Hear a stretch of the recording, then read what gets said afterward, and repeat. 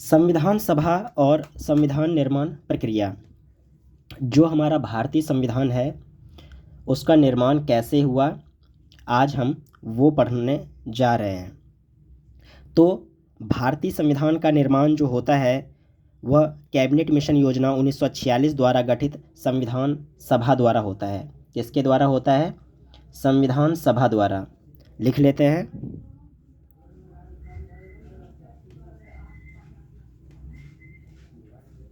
संविधान सभा द्वारा होता है गठन। किसका गठन, किसका निर्माण? भारतीय संविधान का निर्माण जो होता है ना, संविधान सभा द्वारा होता है निर्माण। यहाँ लिख लेते हैं निर्माण। तो निर्माण जो होता है संविधान सभा द्वारा होता है। और संविधान सभा का गठन कैसे हुआ था? ये गठन हुआ था इसका गठन की बात करते हैं तो गठन जो हुआ था कैबिनेट मिशन योजना,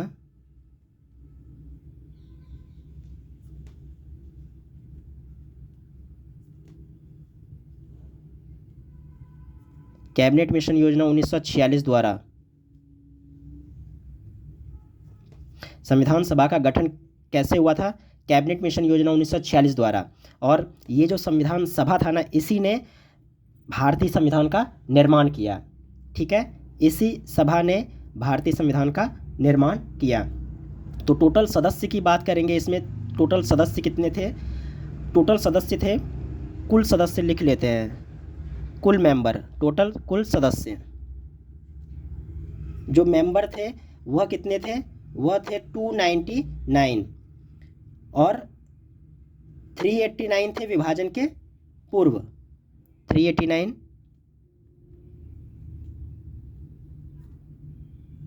विभाजन के पूर्व, यानी 389 सदस्य थे कुल संविधान सभा में जब हमारे देश का बंटवारा नहीं हुआ था। यानी भारत और पाकिस्तान जब दोनों एक थे तब जो है टोटल थे ना 389 मेंबर थे संविधान सभा में। ठीक, लेकिन विभाजन के बाद कितने बच गए? 299।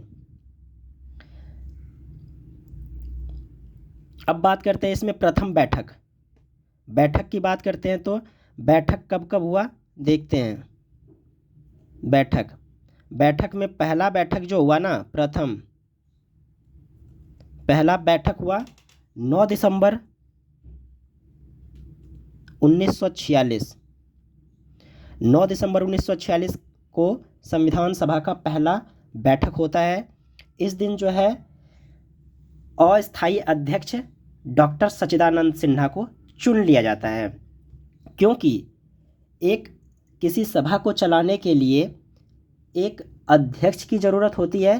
तो उस टाइम एक टेम्पररी अध्यक्ष को चुन लिया जाता है, यानी वह परमानेंट नहीं थे, वह सिर्फ एक आध 2 दिन के लिए ही उन्हें अस्थायी अध्यक्ष चुना जाता है।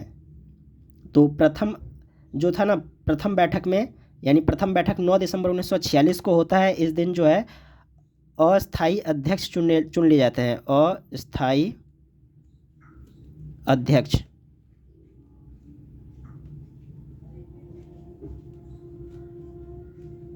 ये अस्थायी अध्यक्ष कौन होते हैं? डॉक्टर सच्चिदानंद सिन्हा।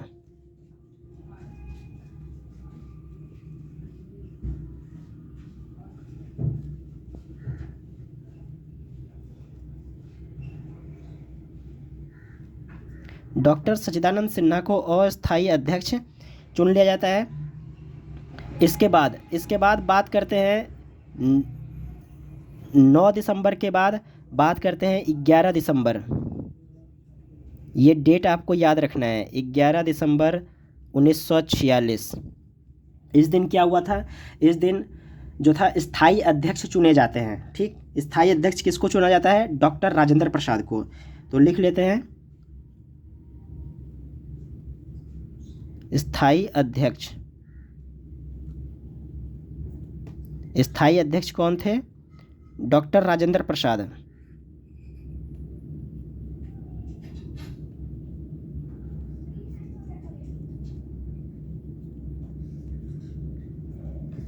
तो 11 दिसंबर 1946 को डॉक्टर राजेंद्र प्रसाद को स्थायी अध्यक्ष चुन लिया जाता है। अब जो स्थायी अध्यक्ष होंगे यही पूरे संविधान सभा की अध्यक्षता करेंगे जब तक ये संविधान सभा चलेगी। ठीक, एक डेट आपको और याद रखना है, वो डेट है 13 दिसंबर, इसके 2 दिन बाद 13 दिसंबर 1946। इस दिन क्या होता है, जवाहरलाल नेहरू द्वारा प्रस्तावना पेश किया जाता है।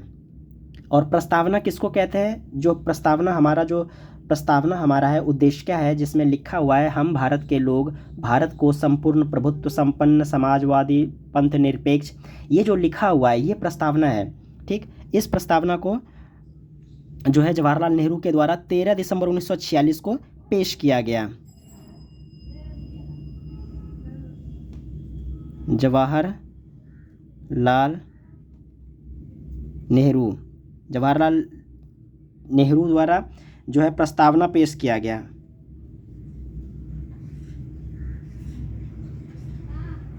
प्रस्तावना पेश किया गया। ठीक है, तो डेट हमें याद रखना है। डेट कैसे याद रखना है, देखिए पहले जो गठन हुआ कैबिनेट संविधान सभा का, जो गठन हुआ यह किसके द्वारा हुआ, कैबिनेट मिशन योजना 1946 के द्वारा हुआ। इसमें कुल सदस्य की बात करते हैं तो 299 टोटल सदस्य थे। ठीक, विभाजन के पूर्व कितने थे, विभाजन के पूर्व थे 389। बैठक जो होती है, पहली बैठक कब होती है, 9 दिसंबर 1946 को। इसमें अस्थायी अध्यक्ष चुना जाता है डॉक्टर सच्चिदानंद सिन्हा को। ये क्वेश्चन बराबर आता है, बहुत बार एग्जाम में पूछा जाता है कि डॉक्टर सच्चिदानंद सिन्हा को अस्थायी अध्यक्ष कौन थे, तो डॉक्टर सच्चिदानंद सिन्हा। स्थायी अध्यक्ष पूछे तो उसमें डॉक्टर राजेंद्र प्रसाद को टिक लगाना होता है। तो डॉक्टर राजेंद्र प्रसाद 11 दिसंबर 1946 को, यानी 9 दिसंबर को जो बैठक होती है इसके 2 दिन बाद, ठीक 2 दिन बाद 11 दिसंबर 1946 को स्थायी अध्यक्ष चुन लिए जाते हैं डॉक्टर राजेंद्र प्रसाद।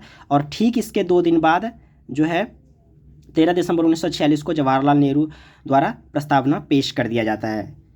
अब आगे बात करते हैं कि इसका अधिवेशन, कुल अधिवेशन कितना हुआ, अधिवेशन की बात करते हैं।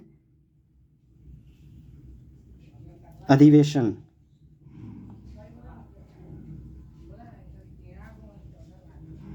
जो संविधान सभा का अधिवेशन हुआ ना, टोटल अधिवेशन की बात करते हैं तो कुल 11 अधिवेशन हुए थे। कुल कितने हुए थे, कुल अधिवेशन 11 हुए थे। कुल अधिवेशन कितने थे, 11 हुए थे। 11 अधिवेशन हुआ। अब ये जो संविधान सभा है ना, इसका चुनाव हुआ था जुलाई अगस्त में, ठीक 1946 में। इसके लिए चुनाव हुआ कब, चुनाव देख लेते हैं। चुनाव ये कब हुआ, जुलाई अगस्त 1946 में। जुलाई अगस्त 1946 में चुनाव होता है। और चुनाव में जो है सीटें जो है, कितनी सीटों पे चुनाव होता है, ये होता है 296 सीट पर। कितनी सीट पर, 296 सीट पर। और 296 सीट पे जो चुनाव होता है 296 पे, इसमें कांग्रेस जो लाती है 208 ले आती है। 208 कौन लाती है,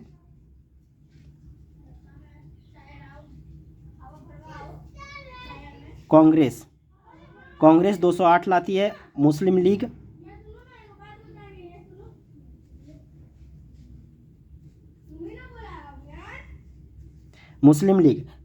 73 सीट लाती है, यानी 73 सीट लाती है।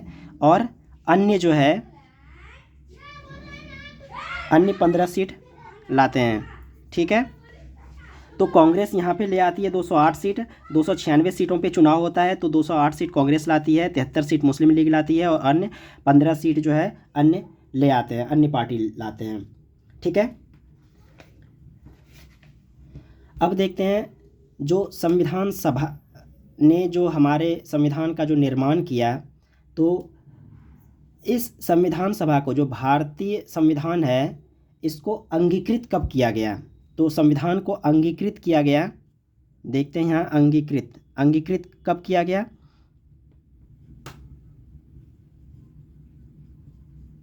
अंगीकृत किया गया 26 नवंबर 1949 को। कब किया गया? 26 नवंबर 1949 को। ये डेट आपको याद रखना है कि हमारे संविधान को जो अंगीकृत किया गया, कब अंगीकृत किया गया? 26 नवंबर 1949 को। और एक डेट और याद रखना है कि अंतिम बैठक इसका कब हुआ था। ये जो संविधान सभा था, इसका अंतिम बैठक देखना है। अंतिम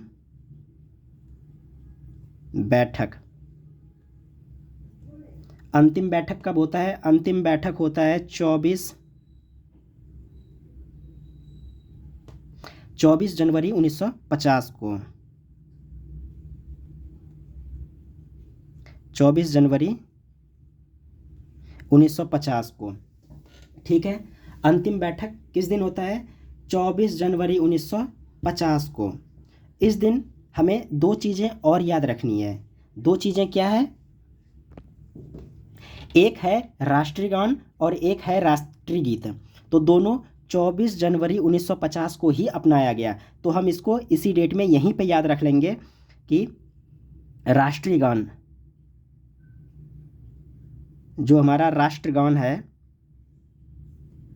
उसको अपनाया गया। राष्ट्रगान को और राष्ट्रगीत दोनों को अपनाया गया। ठीक,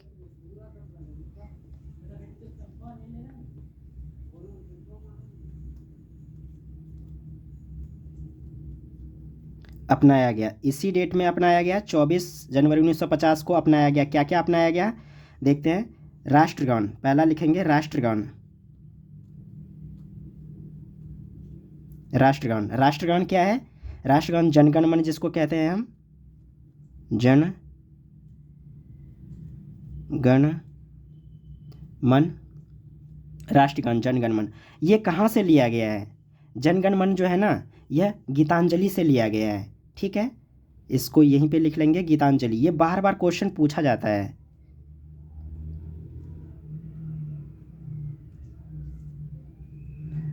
यह गीतांजलि से लिया गया है। किससे लिया गया है? गीतांजलि से।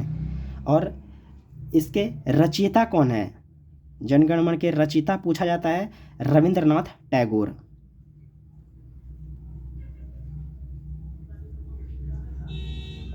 रविंद्रनाथ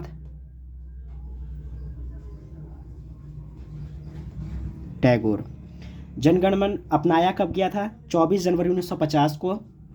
इसके रचयिता कौन है? रचयिता रविंद्रनाथ टैगोर हैं। जनगण मन के, हमारे जो राष्ट्रगान, हमारा जो राष्ट्रगान है उसका, उनके जो रचयिता है रविंद्रनाथ टैगोर है। और ये जनगण मन कहाँ से लिया गया है? यह गीतांजलि से लिया गया है। एक और चीज़ इसमें बहुत इंपॉर्टेंट पूछा गया है कि ये जो हमारा राष्ट्रगान है कब गाया गया था, यानी पहली बार कब गाया गया था। जो जनगण मन है वह पहली बार कब गाया गया था, तो वो देख लेते हैं। प्रथम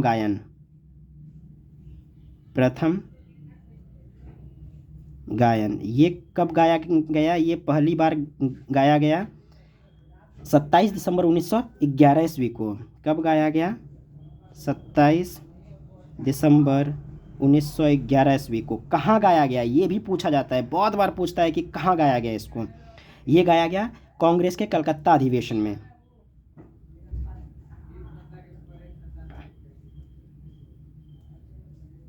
कांग्रेस के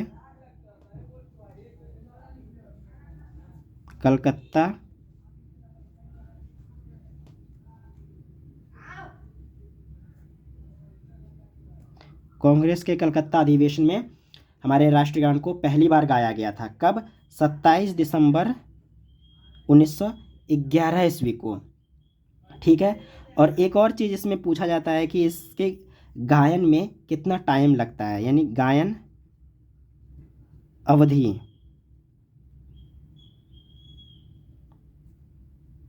गायन अवधि कितना है? गायन अवधि, इसको गाने में जो है 52 सेकंड का टाइम लगता है। कितना सेकंड का टाइम लगता है? 52 सेकंड का। हिंदी में लिख लेते हैं सेकंड।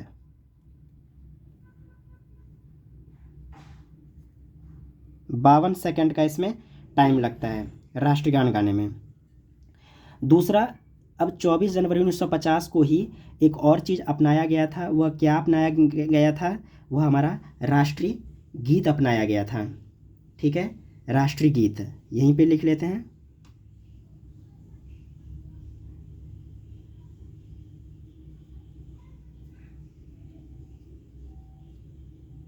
राष्ट्रीय गीत,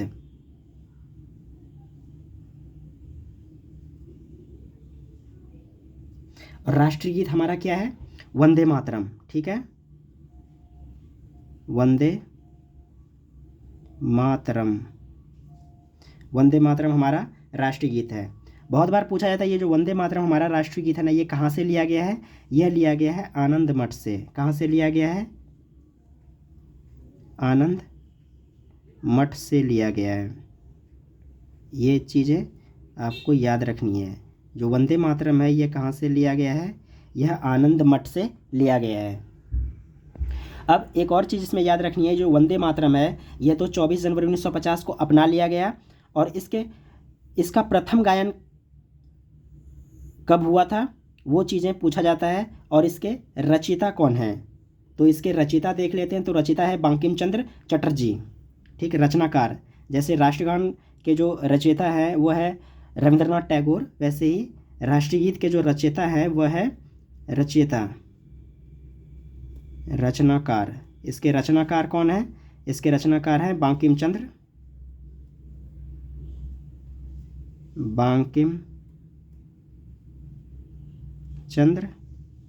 चटर्जी। बंकिम चंद्र चटर्जी इसके रचनाकार हैं। ठीक है, और इसका पहला गायन जो हुआ था ना, इसका पहला गायन हुआ था 1896 ईस्वी में पहला गायन हुआ था, और ये भी कांग्रेस के कलकत्ता अधिवेशन में ही हुआ था। कहाँ हुआ था? 1896 यानी 1896 में यह गाया गया था पहली बार। और कहाँ गाया गया था? कांग्रेस के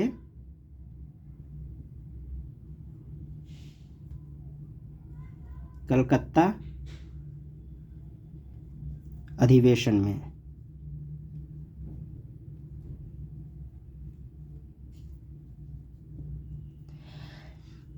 तो दोनों चीज़ें, ये जो राष्ट्रीय गान है और राष्ट्रीय गीत है, दोनों अपनाया गया 24 जनवरी 1950 को। राष्ट्रीय गान के रचयिता हैं रविंद्रनाथ टैगोर।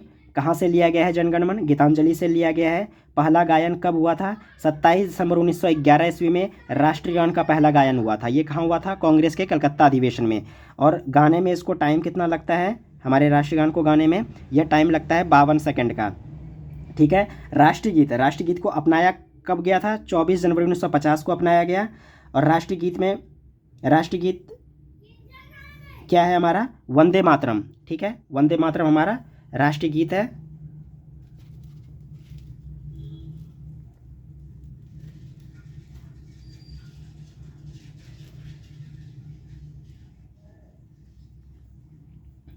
राष्ट्रीय गीत हमारा क्या है? वंदे मातरम है। कहाँ से लिया गया है? आनंद मठ से लिया गया है। इसके रचनाकार कौन है? बंकिम चंद्र चटर्जी। और 1896 ईस्वी में कांग्रेस के कलकत्ता अधिवेशन में पहली बार इसको गाया गया। पहली बार गायन, पहली बार कहाँ गाया गया? कांग्रेस के कलकत्ता अधिवेशन में राष्ट्रीय गीत को। राष्ट्रीय गान राष्ट्रीय गीत दोनों अपनाया कब? 24 जनवरी 1950 को। अब एक और चीज़ देखते हैं, जो हमारा संविधान सभा था ये लागू कब होता है? यह लागू होता है 26, दिख रहा है यहाँ से,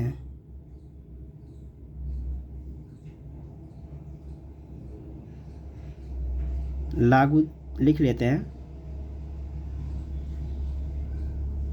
लागू, भारतीय संविधान लागू कब हुआ? यह लागू हुआ 26 जनवरी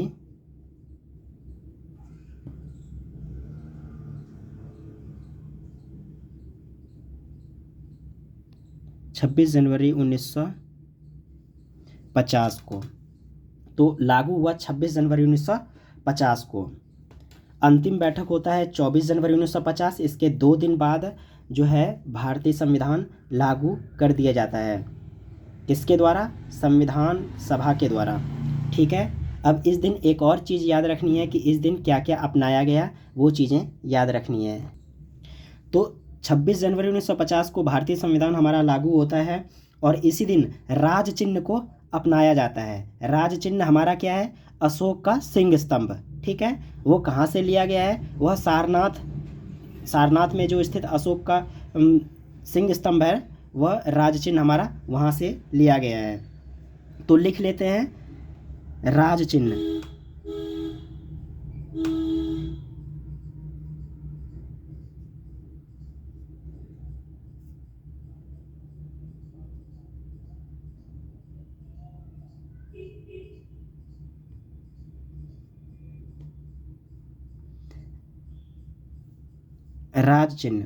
राज चिन्ह हमारा क्या है? अशोक का सिंह स्तंभ।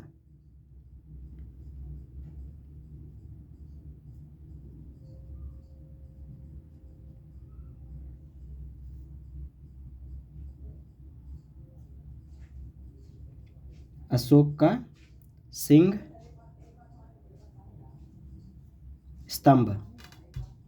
यह कहाँ से लिया गया है? सारनाथ।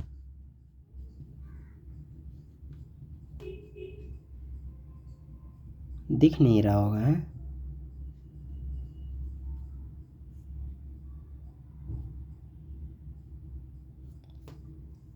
सारनाथ। तो 26 जनवरी 1950 को राज चिन्ह अपनाया जाता है। क्या अपनाया जाता है? राज चिन्ह अपनाया जाता है।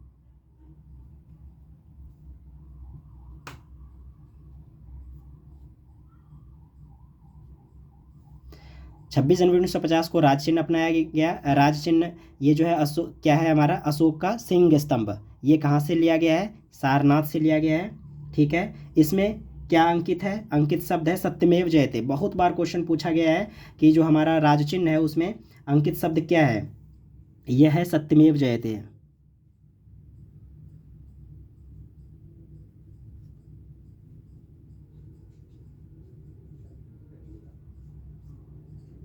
अंकित शब्द क्या है? सत्यमेव जयते।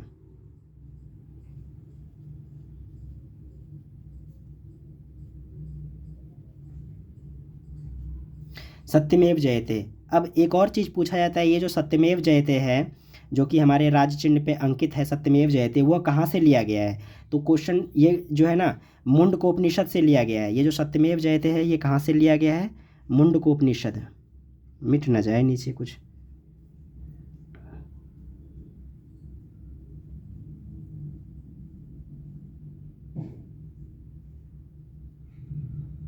मुंडकोपनिषद।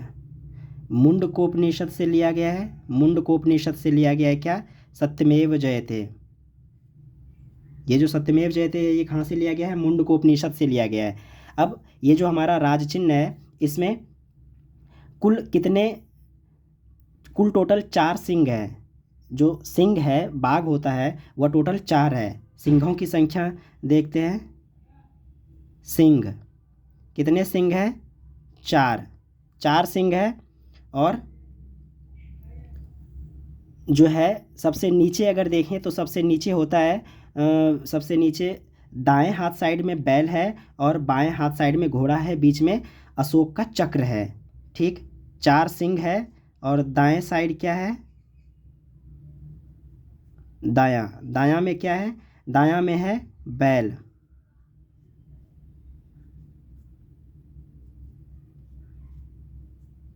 ठीक, और बाएं में क्या है? बाएं में है हमारा घोड़ा। और बीच में क्या है? मध्य भाग में है चक्र।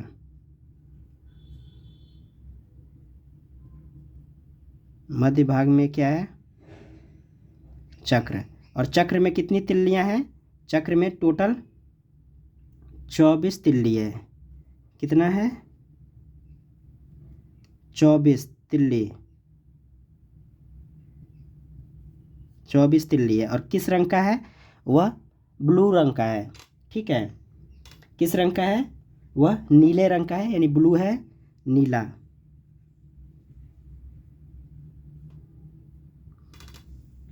नीला।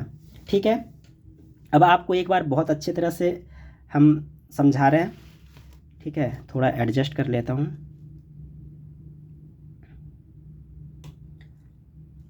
देखिए, भारतीय संविधान का जो गठन हुआ था ना, भारतीय संविधान का गठन संविधान सभा ने किया था। और ये संविधान सभा जो है ना, यह कैबिनेट मिशन ने बनाया था। कैबिनेट मिशन योजना 1946 द्वारा यह हुआ है। संविधान सभा जो है कैबिनेट मिशन योजना 1946 द्वारा इसका गठन होता है, कैबिनेट थी संविधान सभा का। इसमें टोटल सदस्य कितने थे? टोटल सदस्य जो थे 299 थे कुल सदस्य। विभाजन के पूर्व थे 389। ठीक है, इसकी पहली बैठक जो बैठक होती है, पहली बैठक कब होती है? 9 दिसंबर 1946 को। और अंतिम बैठक कब होता है? अंतिम बैठक यहाँ याद रखना है 24 जनवरी 1950 को। पहला बैठक कब हुआ? 9 दिसंबर 1946 को। और अंतिम बैठक कब हुआ? 24 जनवरी 1950 को। ये दो डेट आपको याद रखना है। अब पहला बैठक जो हुआ 9 दिसंबर 1946 को, इस दिन अस्थायी अध्यक्ष डॉक्टर सच्चिदानंद सिन्हा को चुन लिया जाता है। इसके ठीक 2 दिन बाद स्थायी अध्यक्ष चुना जाता है। स्थायी अध्यक्ष कौन चुन लिए जाते हैं? डॉक्टर राजेंद्र प्रसाद। यह 11 दिसंबर 1946 को चुन लिए जाते हैं स्थायी अध्यक्ष। अब जो है ये जो स्थायी अध्यक्ष है, यही इस संविधान सभा की अध्यक्षता करेंगे जितने दिन ये चलेगा। कितने दिन चलेगा? ये 24 जनवरी 1950 तक चला था। ठीक है, अंतिम बैठक इसी दिन हुआ। अब इसके 2 दिन बाद यानी 11 दिसंबर 1946 है, इसके ठीक 2 दिन बाद 13 दिसंबर 1946 के दिन जो है जवाहरलाल नेहरू द्वारा प्रस्तावना पेश कर दिया जाता है। ठीक, ये डेट आपको याद रखना है। और डेट याद तभी रहेंगी जब आप सीरियल वाइज चीज़ों को पढ़ेंगे। ऐसे डेट याद नहीं होता, ऐसे डेट याद हो ही नहीं पाया। कब क्या हुआ था, माइंड से ये चीज़ें साफ़ हो जाती है। तो डेट को डेट वाइज याद रखना है। चीज़ों को डेट वाइज याद रखने से आपकी मेमोरी पावर भी स्ट्रांग होगी और चीज़ें याद भी रहेंगी। तो संविधान सभा में देखते हैं कुल कितने अधिवेशन हुए। तो टोटल अधिवेशन कितने हुए? 11। इसके लिए जो चुनाव हुआ ना, संविधान सभा के लिए जो चुनाव हुआ, जुलाई अगस्त 1946 में चुनाव होता है। और कुल 296 सीटों पे ही चुनाव होता है। कितने सीटों पे चुनाव होता है? 296 सीटों पे, जिसमें 208 कांग्रेस ले आती है और 73 सीट मुस्लिम लीग ले आती है। और 15 सीट कौन लाती है? अन्य जो वो थे वो 15 सीट पे वो लाती है। थोड़ा एडजस्ट करना पड़ जा रहा है, कोई बात नहीं। कंटेंट आपको भरपूर ये मिलेगा। ठीक, अब देखते हैं संविधान सभा का अंतिम बैठक। अंतिम बैठक के पहले देख लेते हैं अंगीकृत संविधान। जो ये भारतीय संविधान है, यह कब अंगीकृत कर लिया गया था? यह अंगीकृत कर लिया गया था 26 नवंबर 1949 को। क्या अंगीकृत किया गया था? भारतीय संविधान अंगीकृत कब किया गया था? 26 नवंबर 1949 को। और संविधान सभा का अंतिम बैठक देखना है कि अंतिम बैठक कब हुआ। अंतिम बैठक हुआ था 24 जनवरी 1950 को। 24 जनवरी 1950 को अंतिम बैठक होता है संविधान सभा का। इस दिन 2 चीज़ें अपनाई गई। क्या क्या थी? पहला अपनाया गया हमारा राष्ट्रगान और दूसरा अपनाया गया हमारा राष्ट्रीय गीत है। तो राष्ट्रगान की बात करते हैं। राष्ट्रगान जो है क्या है? हमारा जनगण मन। ठीक है, इन सबको यहीं पे देख लेंगे। जो जितने भी एग्ज़ाम से रिलेटेड क्वेश्चन है ना, सब यहीं से फंसने वाले हैं सारे। आप बस जैसे मैंने लिखा है वैसे आप बढ़िया से लिख लो और चीज़ों को धीरे धीरे 1-2 बार पढ़ो, चीज़ें अपने आप ऑटोमेटिक याद हो जाएंगी। और ये जो है ना, ये बार बार एग्ज़ाम में पूछता है, बार बार एग्ज़ाम में ये पूछा जाता है। तो राष्ट्रगान हमारा क्या है? जनगण मन है। ठीक, कहाँ से लिया गया है राष्ट्रगान? ये बार बार पूछता है कहाँ से लिया गया है। यह गीतांजलि से लिया गया है राष्ट्रगान। ठीक है, राष्ट्रगान कहाँ से लिया गया है? गीतांजलि से। राष्ट्रगान के रचिता कौन है? रचिता है रविंद्रनाथ टैगोर। ठीक है, अब राष्ट्रगान का प्रथम गायन जो पहली बार गायन हुआ था वह कहाँ हुआ था? वह 27 दिसंबर 1911 ईस्वी में पहली बार गाया गया था हमारे राष्ट्रगान को। और ये कहाँ गाया गया था? कांग्रेस के कलकत्ता अधिवेशन में।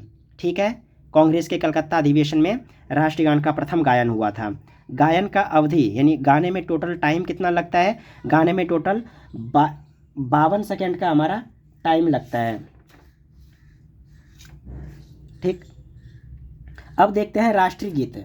राष्ट्रीय गीत जो है, राष्ट्रीय गीत हमारा क्या है, वंदे मातरम है। और यह कहाँ से लिया गया है, यह आनंद मठ से लिया गया है। ठीक है, आनंद मठ से लिया गया है वंदे मातरम राष्ट्रीय गीत हमारा। रचनाकार कौन है, रचनाकार का है बंकिम चंद्र चटर्जी या बंकिम चंद्र चट्टोपाध्याय जिनको कहते हैं। पहली बार कब गाया गया, पहली बार गाया गया 1896 ईस्वी में कांग्रेस के कलकत्ता अधिवेशन में। राष्ट्रीय गान को भी कांग्रेस के कलकत्ता अधिवेशन में गाया गया और राष्ट्रीय गीत को कांग्रेस के कलकत्ता अधिवेशन में गाया गया। लेकिन राष्ट्रीय गीत को पहले कब गाया गया, 1896 में, और राष्ट्रीय गान को कब पहली बार गाया गया, 1911 ईस्वी में। ठीक, 27 दिसंबर 1911। अब जो पहली बार जो गाया गया था, इस टाइम एक और चीज़ पूछा जाता है, इसकी अध्यक्षता किसने की थी। जो कांग्रेस के कलकत्ता अधिवेशन में गाया गया, तो इस अधिवेशन की अध्यक्षता किसने की थी, अध्यक्षता की थी रहमतुल्लाह एम सयानी ने। लिख लेते हैं अध्यक्षता,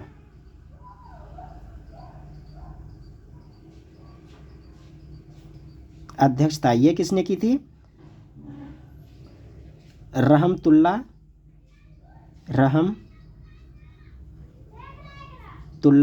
एम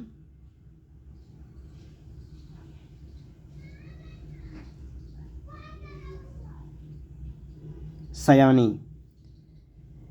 जो कांग्रेस का जो कलकत्ता अधिवेशन हुआ था, इसकी अध्यक्षता किसने की थी, रहमतुल्लाह एम सयानी ने की थी।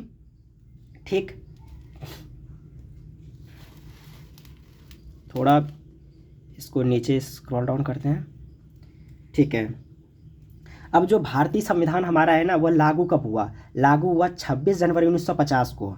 ठीक है, 26 जनवरी 1950 को हमारा संविधान लागू होता है। राज चिन्ह, इसी दिन राज चिन्ह को अपनाया गया था। किस दिन, 26 जनवरी 1950 को राज चिन्ह अपनाया गया था। राज चिन्ह हमारा क्या है, अशोक का सिंह स्तंभ। अशोक का सिंह स्तंभ ये कहाँ पे है, सारनाथ में है। इसमें अंकित शब्द क्या है, अंकित शब्द लिख लेते हैं, अंकित शब्द, अंकित शब्द है सत्यमेव जयते। ये जो राज चिन्ह है हमारा, उसमें जो शब्द लिखा गया है, क्या लिखा गया है, सत्यमेव जयते लिखा गया है। ये सत्यमेव जयते कहाँ से लिया गया है, मुंडकोपनिषद से, मुंडकोपनिषद से लिया गया है। अब राज चिन्ह में जो है 4 सिंह है। ठीक, दाएं भाग में एक बैल है, बाएं भाग में एक घोड़ा है, और दाएं बाएं के बीच में यानी मध्य भाग में क्या है, चक्र है। जैसे ये है हमारा दायां, ये है बायां, बीच में यहाँ पे चक्र है। तो ये जो दाएं है ये बैल है, यहाँ पे बायां घोड़ा है हमारा, और यह बीच में जो है ना चक्र है। और ये चक्र जो है, चक्र किस रंग का होता है, चक्र हमारा नीले रंग का है, और इसमें 24 तिल्लियाँ होती है।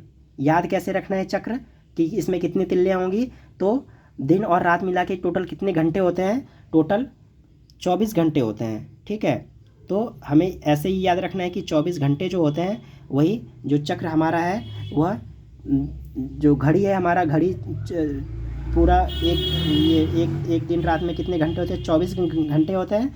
तो मान लो घड़ी को ही चक्र जैसा मान लेते हैं, तो चक्र में तिल्लियाँ हमें याद रखनी है कि तिल्लियाँ कितनी होती है, 24 तिल्लियाँ, और यह नीला होता है। ठीक, ये भी पूछा जाता है कि तिल्ली जो हमारी है किस कलर का है तिल्ली, तो नीला होता है। ठीक है, तो ये सारी चीज़ें जो है आपको ये याद रख लेनी है। आपको ये नोट जो है कहीं लिख लेना है कॉपी पे, और लिख के अपने दीवार पे जो है चिपका देना है, दीवार पे चिपका के, और डेली इसको 1-2 बार बस देख लेना है। आपको चीज़ें एकदम से कंठस्थ याद हो जाएंगी, और आप एग्ज़ाम में धुआं एग्ज़ाम का उड़ा के आ जाओगे, क्वेश्चन की चटनी निकाल दोगे। तो ये सारी चीज़ें जो है बहुत इम्पॉर्टेंट है। आप इसको बहुत अच्छे से जो है रिवाइज करते रहिएगा। धन्यवाद। हमारे चैनल पे नए हैं तो हमारे चैनल को सब्सक्राइब करें और अपने दोस्तों के साथ शेयर करें, ताकि उनका भी भला हो, वो भी अच्छे से पढ़े, अच्छे से नोट्स बनाए और चीज़ों को अच्छे ढंग से समझे, एक क्रम बाय क्रम। ठीक, धन्यवाद, बाय बाय।